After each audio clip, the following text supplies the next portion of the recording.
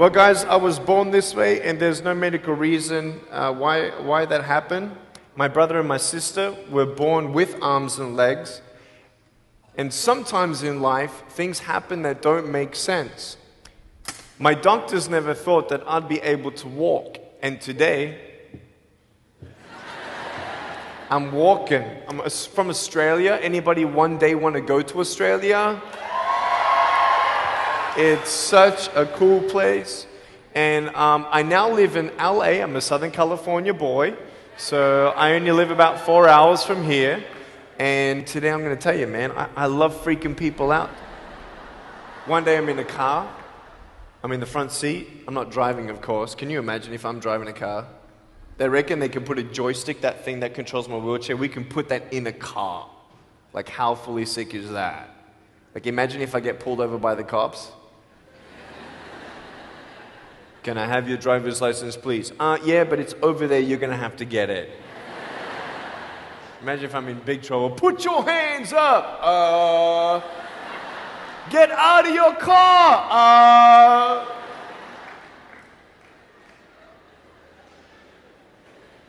So I'm in the front passenger seat, we're at the traffic lights, and this car comes up next to us, and this girl's looking at me.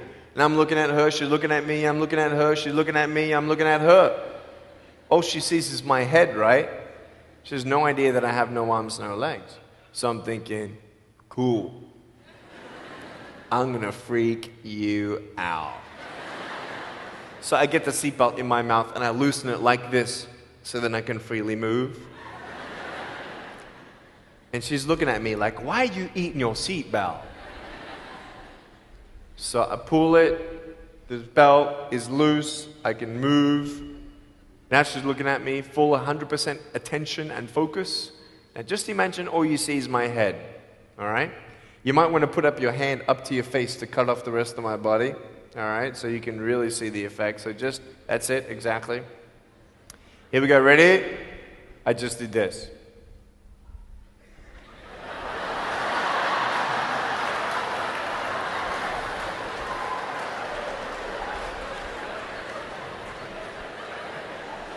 And her face, man, she was like,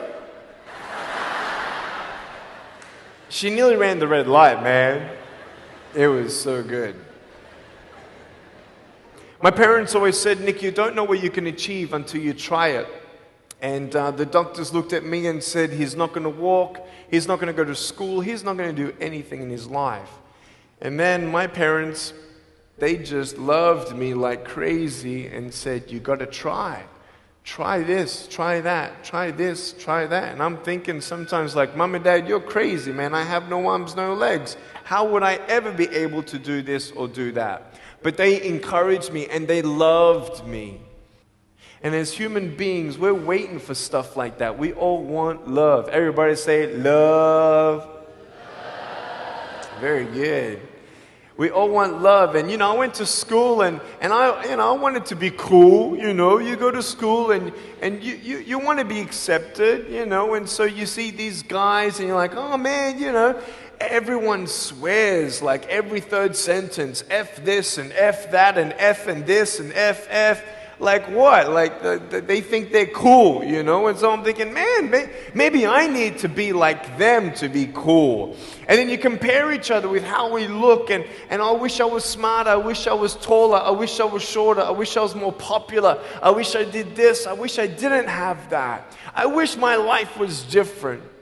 That was me when I was about 8 years old. I looked at myself and I looked at everybody else, and everyone else had more than me. And I'm asking, why? Why me? Have you ever asked the why me questions, but get nowhere? If I had no answers from the doctors, and if I had no answers from my parents, I still have a choice every day in my life to keep going or give up. You see this book up here? This is my favorite book in the whole wide world. This is my favorite book, the Bible. And here I am.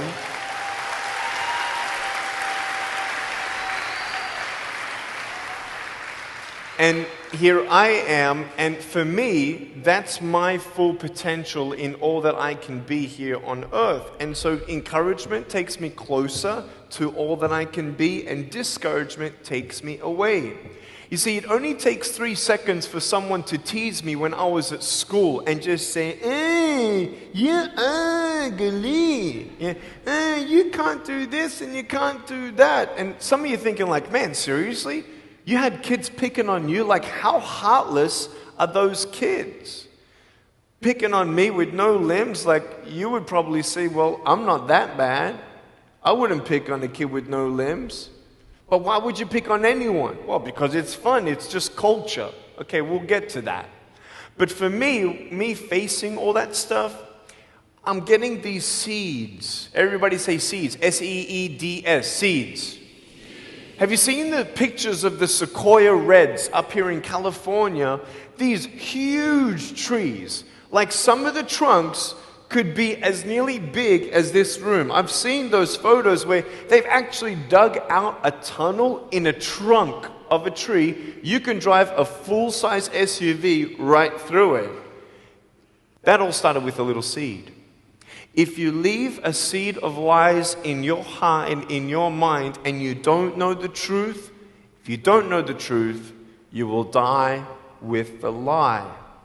I started dying because I started believing what I was told. I want you to know the 3 things that I needed to come to in my life is the truth of my value, the truth of my purpose, and the truth of my destiny. I want you to know something. In our mind, we put ourselves down all the time. I want to ask you today, do you think I'm cool enough to be your friend? But I don't swear, I don't use the F-bomb. Am I still cool enough to be your friend? But I don't tease people. Am I still cool enough to be your friend? But I have no arms, no legs. Seriously.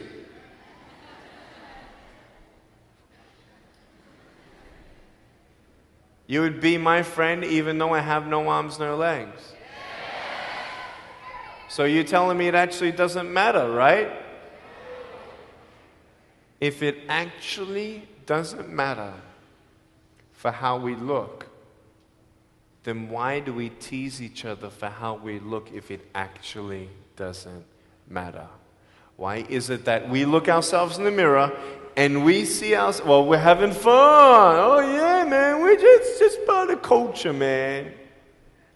There were 12 people one day teased me, taking me away from my hope. 12, 11, 10, 9, 8, 7, 6, 5, 4, 3, 2, 1. Don't worry, I won't fall off because if I did, I'll break my arm. But 12 people teased me one day, and I can put a pretty brave face on, but cry on the inside. For real. Oh, it doesn't hurt. Yeah, it hurts. There was this one bully. I became his target for 3 weeks. And every time I go by him, I was 13, he was 17. I was in my chair. I'm only 4'9" in my other chair, my old chair. He's like 6 something, so he's huge, right? So I'm looking up at him, and every time I go by him, he's like, hey, there's Nick. He has no... And you can imagine what he said. And I'm like, what's his problem, man? So I tried to avoid him, and I was so embarrassed. He would say it really loud, and everybody would be looking, and some would be laughing. I'm like, what is this guy's problem, man? So one day, after 3 weeks, I went up to him, and I said, hey. He's like, hey. I said, can you please stop it? He said, stop what? I said, stop teasing me. He said, what are you talking about? I said, every time I walk by, you say that stuff. He's like, what stuff? He didn't know how to take me on. So I'm looking at him and said, nah, man. Every time I walk by, you say exactly this, and I want you to stop. I forgive you, but stop it. He's like, oh, is that hurting you? Now, I could have said, nah. Or I could have said, yeah. It takes a level of humility to actually say, actually, I don't like that. It's killing me. And I said, yeah, it's hurting me. He said, all right, I'm sorry, man. I was just, playing around. He said, give me a hug. He said, what? I said, give me a hug. He's like, all right. So I gave him a hug.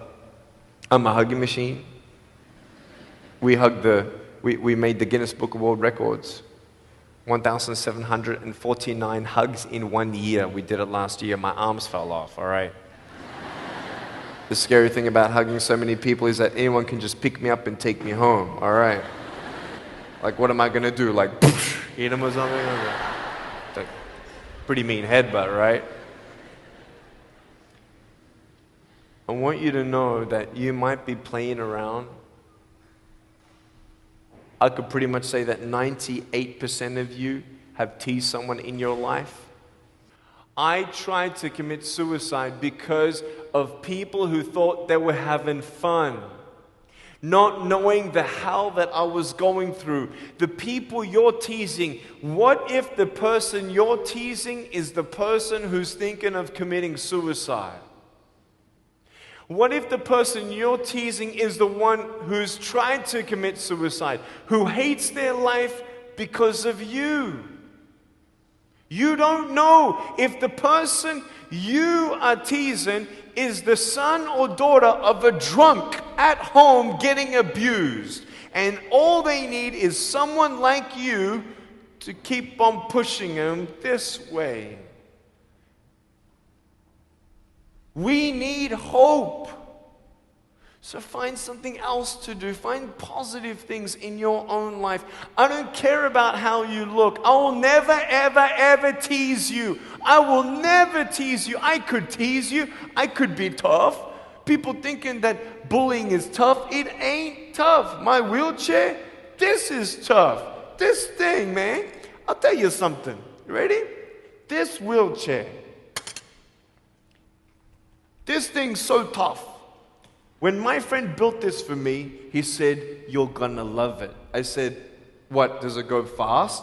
He said, no, but it's tough. And I said, well, what do you mean? He said, you'll find out. The torque in these motors at the bottom, at the back, this thing, if someone's holding it, I'm telling you, it can go 90 degrees. I went 80 degrees up. All right? Someone's holding me to make sure I don't tip back. My wife, she loves shopping with me because she just jumps on the back and we go shopping. Like, she just shops and shops because she doesn't drop, right? We just go and do it. It's fun. Now, what I tried one day to do, you'll never believe me, maybe you will, just know that every word that comes out of my mouth is not an exaggeration. One day, I needed to move a car. So I got my wife to put my car, my 66 Chevelle, in neutral. It's a 2.5-ton car, and I backed it back with this thing. Just like this, like nothing. This thing is tough. Guess what? The definition of tough means it's strong. To show your strength, you need to do something that's difficult. I would sound so stupid if I said, hey guys, I got a Matchbox car one day and I got some fishing line and I towed that Matchbox car all around all day. How tough is my BMW? That's stupid. That's the same thing with bullying. You think you're tough? You're trying to show your strength? That's not your strength. Let me come back in 10 years and let me get your anyone have a 3-year-old nephew? Anybody have a 3-year-old nephew? Cool, put your hands down. I will get any one of your 3-year-old nephews, bring them tomorrow night at where I'm speaking, and we're going to put him up on stage, and let me show you how tough I am. We'll get your 3-year-old nephew, and we'll put him up here on the table, and let me tease him. Let me show you how tough I am. That's what you are. I could pick on you, you biggest bullies. I could pick on anything you like. Any singer, any music that you like, I could tease you. I could tease your family. I could tease your friends. I could tease about the movies that you think are really cool. I could tease anything about you. I could tease you about your nose, your eyes, your teeth, your chin, your hair, your ears, your elbows, your knees, your whatever, man. I can tease you about anything. It ain't hard, just like you can tease me. You want to know what tough is?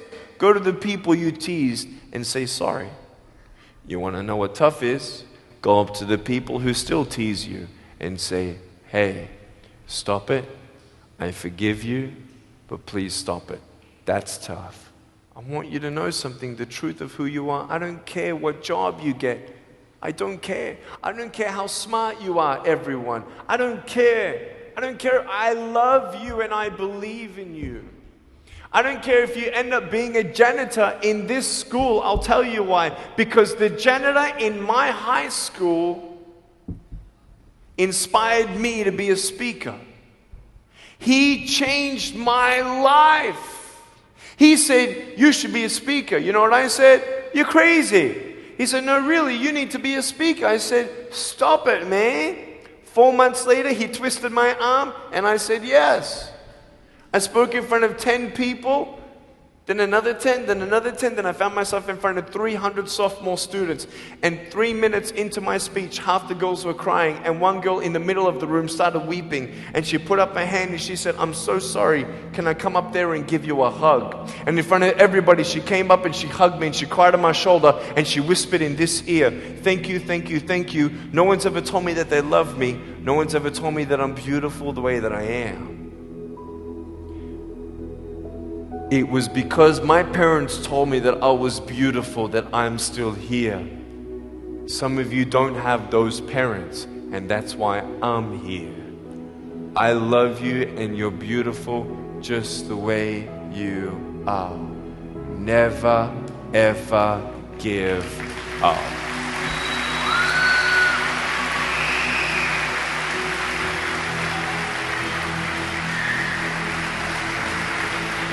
How many schools do you think that I spoke to actually stopped bullying altogether? Okay. Whoever said 1, you were correct. One school out of 600, I got a letter from the headmaster, and he said, Nick, you forever changed our school, blah, blah, blah. We haven't seen any bullies pick on anybody for 8 months straight. We don't know what happened, but in the best words that I can describe, there's just a new thought in the air that it just ain't cool anymore. It just ain't cool. I want to ask you, what are you going to do? Are you going to continue on at the risk of knowing that in each section, this section right here, 5 people already trying to commit suicide? That section there, 5 people. When you extrapolate it out, what if the person you're teasing is one of those, and you have no idea? Would you find something else to do? So, the change is up to you. If you want to see more love in your school, be love. If 50% of the school come together and say, you know what, it just ain't cool anymore, the people who think it's still cool, every time they look down upon you, I want you to imagine my face looking at you. Because I'm telling you, everyone you're teasing is my brother and my sister. And you're my brother and you're my sister. And I'm asking you to stop. Love yourself a bit more. Love each other a lot more.